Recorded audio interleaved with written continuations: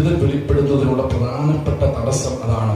ആമേൻ സ്തോത്രം. മോശയുടെ വടി എന്ന് പറഞ്ഞാൽ ഞാൻ എന്ന പാപം, ആമേൻ സ്തോത്രം, അതിനെ ദൈവത്തിന്റെ വടിയാക്കി മാറ്റുമ്പോഴാണ് ദൈവത്തിന് പ്രയോജനപ്പെടുത്താൻ പറ്റുന്നത്. നമ്മൾ പ്രയോജനപ്പെടാത്തതിന്റെ കാരണം നമുക്ക് കുറച്ച് തലക്കനമുണ്ട്.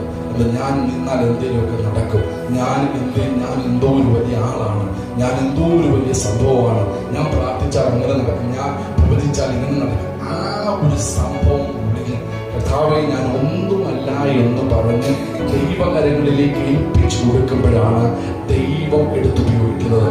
മോശയുടെ വടി കൊണ്ടാണ് മോശ അത്ഭുതം ചെയ്തെന്ന് ഞാൻ പറയില്ല. മോശയുടെ വടിയാണ് അത്ഭുതം. എന്തെല്ലാം അത്ഭുതം! കൊട്ടാരത്തിൽ തന്നെ അത്ഭുതം ചെയ്തു. ചെങ്കടലിനെ പിളർക്കാൻ ഈ വടി തന്നെ, അവൻ പാറയിൽ പൊട്ടിച്ച് വെള്ളം കൊടുക്കാൻ ഈ വടി തന്നെ. ആ വടി കൊണ്ട് എന്തെല്ലാം അത്ഭുതങ്ങളാണ് ചെയ്തത്. എങ്ങനെയാ സംഭവിച്ചത്? മോശയുടെ വടി, ഞാൻ എന്ന പാവം തകർന്ന് വടി ദൈവത്തിൻ്റെതായപ്പോൾ ദൈവം എടുത്ത് ഉപയോഗിക്കാൻ തുടങ്ങി.